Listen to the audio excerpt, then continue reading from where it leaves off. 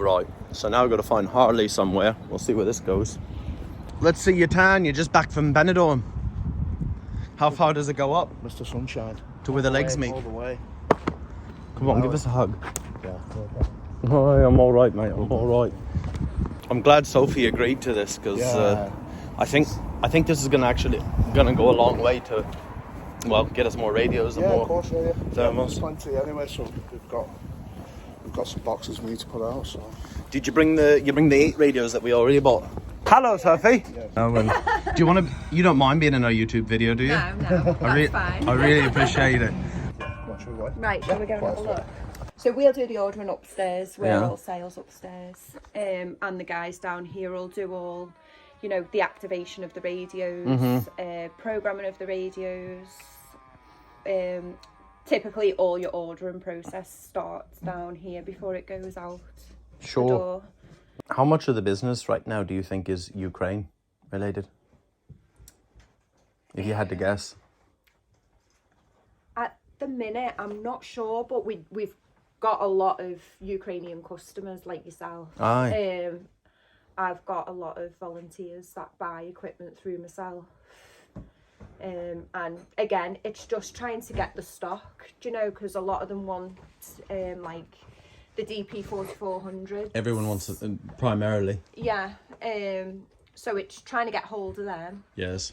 And if we can't get hold of them, then obviously you've got your R7s. Radios upstairs. Well, it's a lot to carry. It is. So, what, these 2 boxes are all? So these are just all your chargers. Yeah. And then these are all of the 52 R7 radios. Beauties. Yeah. I've never seen them packed like this before. They always can. Yeah. Yeah. Over the place, but they're working. So this is the sales office and the procurement. Most Motorola's they're actually made in Malaysia, aren't they? They are, yeah. Aye. Oh, we got the good ones. It's a lot of metal in here though, So this. It reminds me of Star Wars. Yeah. These are not the droids we're looking for. So this is a ball and mine detector, right, Harley? Yeah. How much does this cost you? £350 second hand from the MOD. They're becoming harder to come by now, I would imagine. Yeah. So these are ex-Afghan issues. Right. So yeah, perfect for Ukraine though. Perfect. A big thing in Ukraine with logistics, you need to program the radios every few days. This is a DP programming cable, and this one is an R7. As simple as that is, the batteries are the same, so the charger, that's not an issue. I have to pick who these radios go to. Everybody wants a DP radio. It's the most common radio, DP series in Ukraine. Yeah. But now they're almost impossible to get. They are. Yeah. So I have to pick, when these radios go back every 2-3 days from position to be reprogrammed, as simple as that is, it's really complicated because certain radios have to go to certain people. They interoperate, they work together fine. But why don't you just tell me a bit, how long have you been working here? So I've been in the radio industry for 5 years. Yeah. Just here at Radio Trader? Yeah. I've always worked at Radio Trader. Selling radios. Yeah. And then obviously the Ukraine war started, and how many different customers do you deal with from Ukraine, like volunteers like ourselves, or directly with Ukrainians on the ground that call you up? I've got probably a small amount of my main Ukrainian volunteers that, like yourself, that purchase, high amounts of radios from myself. Then I have, just individuals that will buy sort of, 2 to 10 radios. I can ship into the Ukraine for them. Yes. I've shipped to Kiev and Lviv. Lviv. Yeah. Sorry. Yeah. So I have shipped there, but most of the time people do get it delivered in the UK So or get it collected. You'll post to an address anywhere, or someone like Harley will come directly here. That's right, yeah. So I have customers that purchase on behalf of other customers, and I just supply the radios to wherever they need the supply.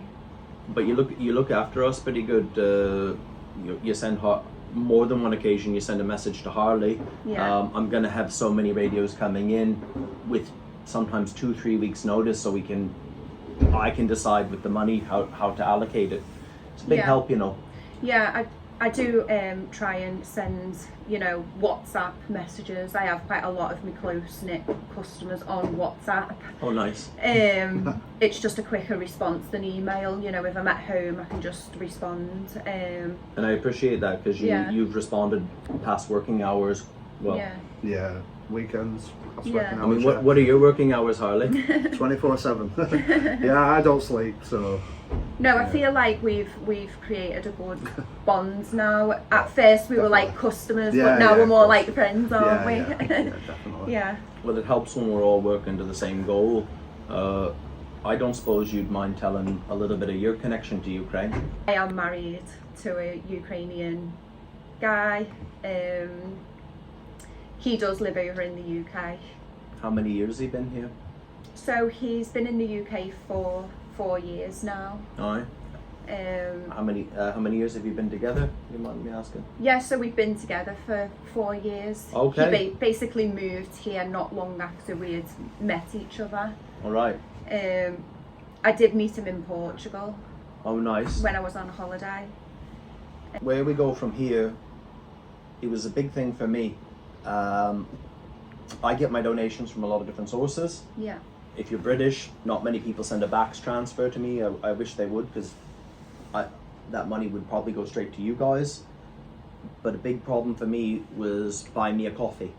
A lot of people who donate like to use that platform because it has less fees. Yeah. PayPal has 0 fees because I'm a Ukrainian account on my side. It's always worked. But a lot of money accrued in there over 3-4 months.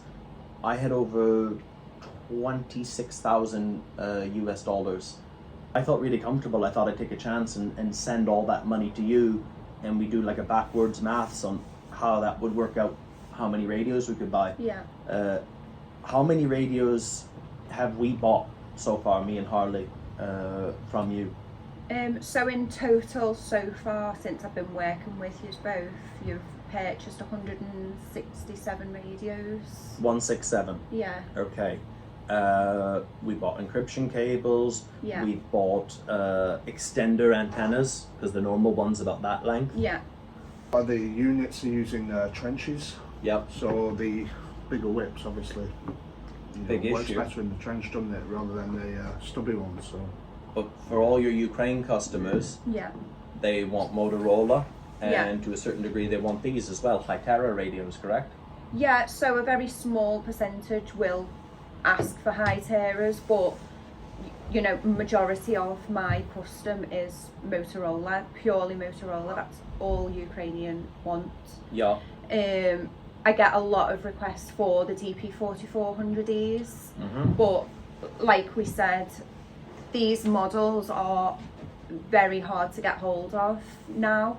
Yes. And the R7, the Motorola R7s, are taking over the DP4400Es. They may then be cancelled and they're going to replace that model. Yeah. Which is probably the reason why Motorola again have used the newer model Yeah. with the same battery and charger. Yes. Because that's going to help a lot of customers. But a different programming cable. Yeah. They didn't really help us there. No, but keeping the same chargers and batteries will help if people have got the mixed models. The interoperability. Yeah. That's our biggest issue in Ukraine. Like I said, I can't give that radio to everybody yet. I have to pick the right people. Yeah. Our previous radio purchase, that was I think 40 radios. It was, yeah. I only gave out the last 20 the day before I left, because it had to go to not to who needs them the most, who can actually use them. Yeah. But that'll be a thing for the future. These are actually refurbished radios, DP series. I mean, there's a couple scratches on them, but I mean, every radio gets like that after a while. That was a really good price. But you messaged Harley right away. We buy 9 radios. Yeah. The ones who ask for the least, in reality, they actually need the most. Yeah. It's like they're shy to ask. Yeah. But yeah, when he messaged me, he was like, I know they're expensive, but if you can please try and find me some radios. We don't have this, we don't have that. So we're also going to arrange soon, I think maybe by email would be best. Yeah. If anybody, we've had one person, it was Alan.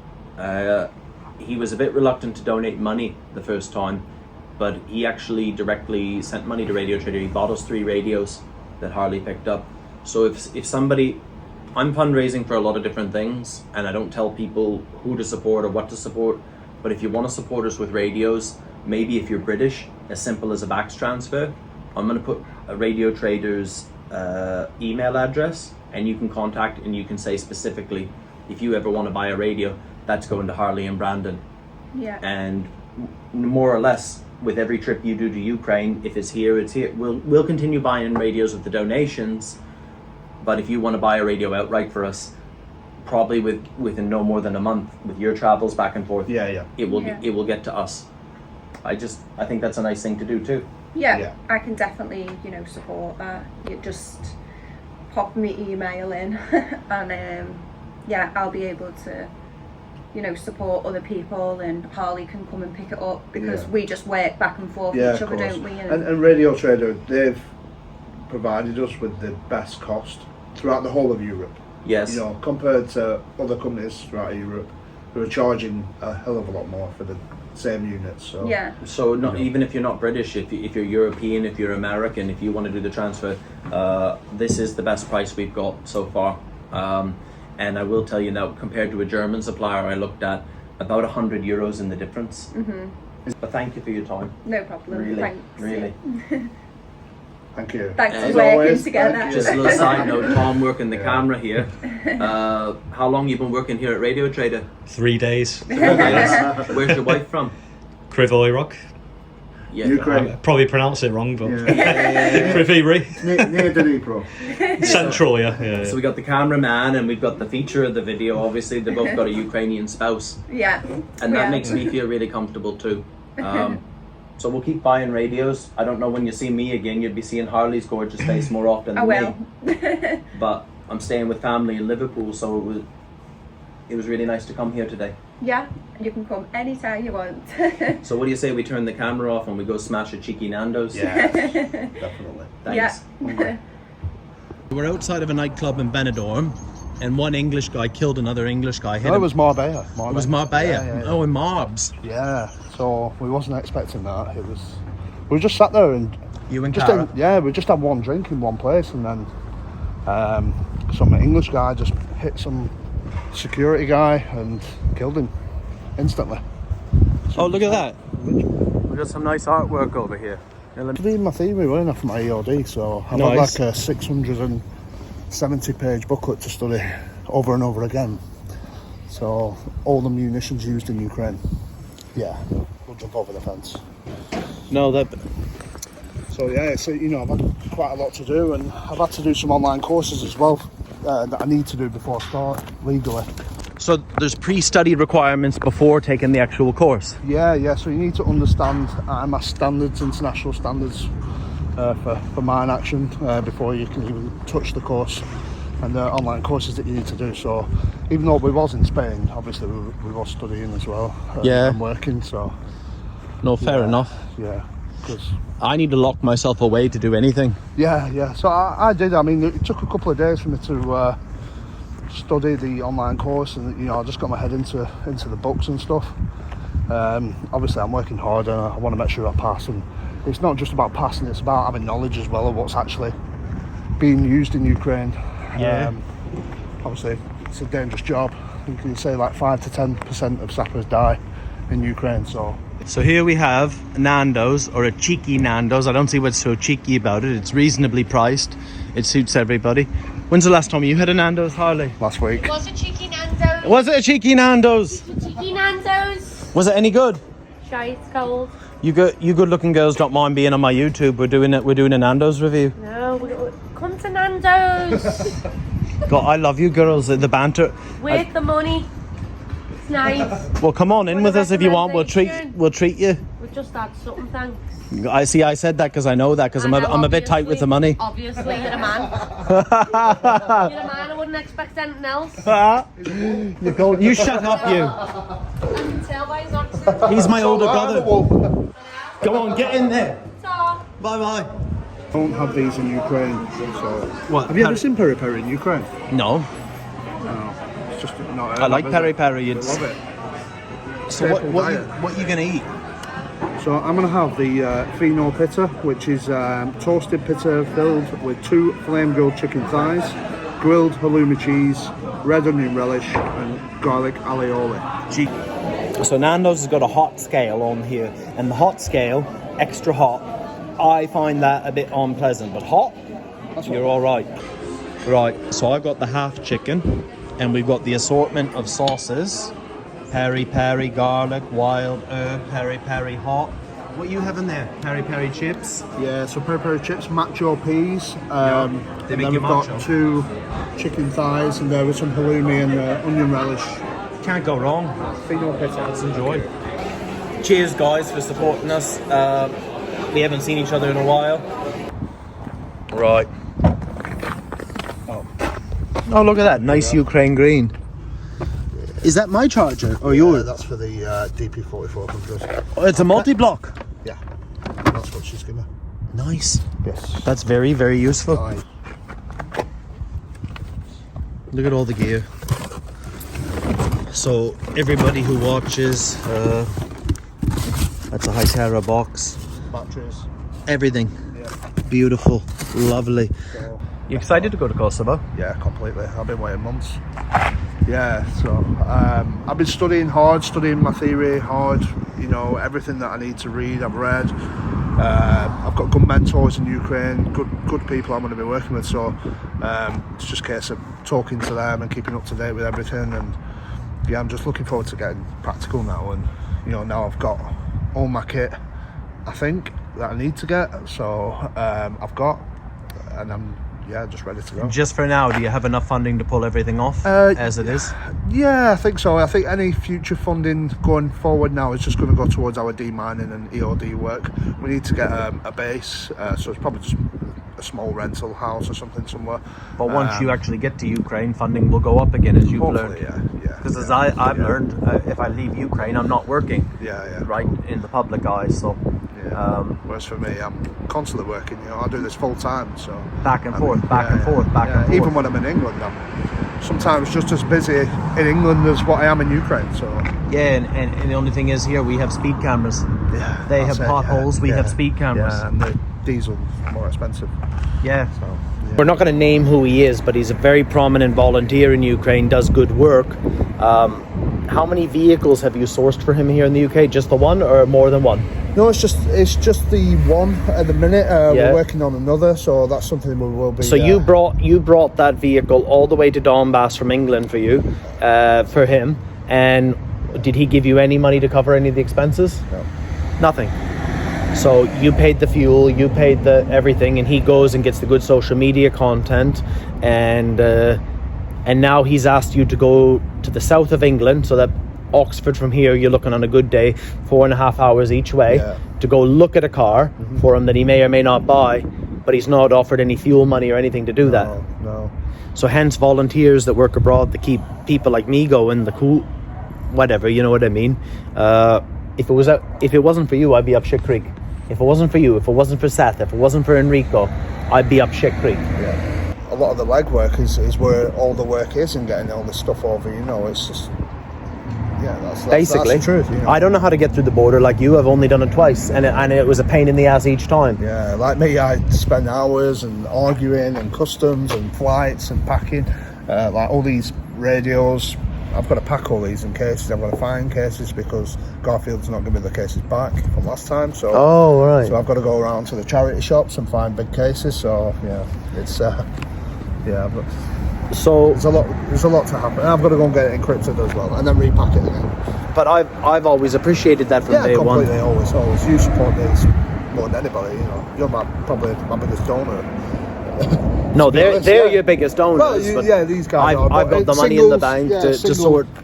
Single donor to help me with fuel costs and. But I can sort a lot of logistics is- $500 problems for because on the day. Of course.